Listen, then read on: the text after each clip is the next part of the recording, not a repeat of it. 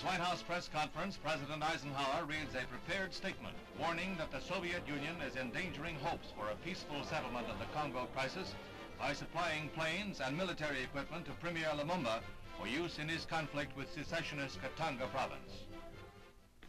The United States deplores the unilateral action of the Soviet Union in supplying aircraft and other equipment for military purposes to the Congo, thereby aggravating an already serious situation which finds Africans killing other Africans. If these planes are flown by Soviet military personnel, this would be contrary to the principles so far applied regarding use in the Congo of military contingents from the larger powers. The constitutional structure of the Congo Republic is a question which should be worked out peacefully by the Congolese themselves. This objective is threatened by the Soviet action, which seems to be motivated entirely by the Soviet Union's political designs in Africa. I must repeat that the United States takes a most serious view of this action by the Soviet Union. In the interest of a peaceful solution in Africa, acceptable to all parties concerned, I urge the Soviet Union to desist from its unilateral activities and to demand its support instead, to lend its support instead to the practice of collective effort through the United Nations.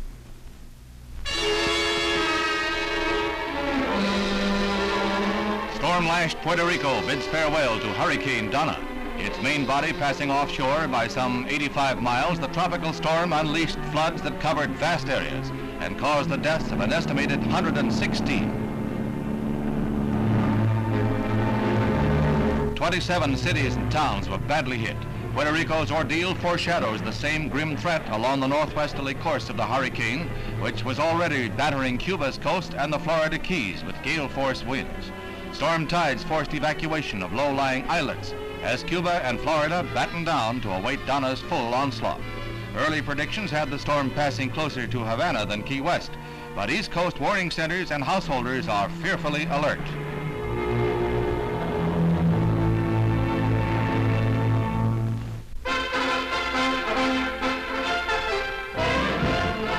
European heavyweight champion Rick Richardson defends his crown against Brian London. The place is Porthcawl, Wales, but the spirit of Donnybrook is in the air. It seems London, whom American fight fans will remember, thinks Richardson is playing too rough, butting to be precise.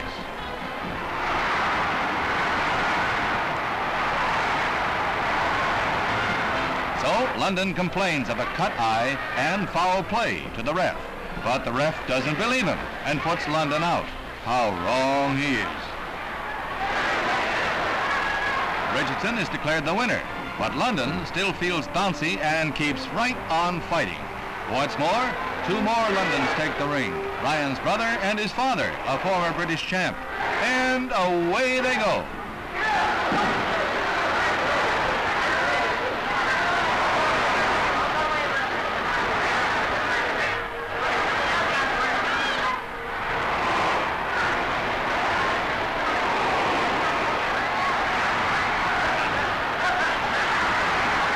Finally, the Bobbies reach the ring.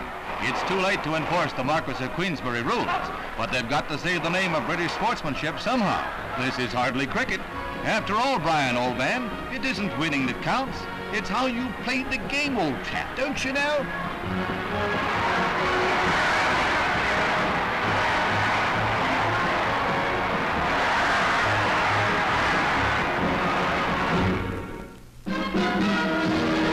Olympic highlights.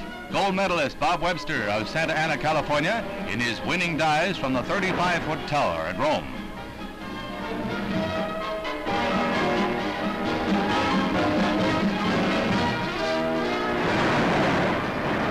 Great Britain's Brian Phelps takes third place. Pre-competition favorite Gary Devian of Glendale wins the second place silver medal.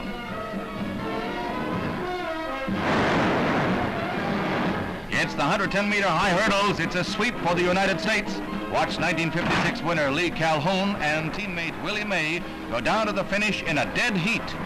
Almost.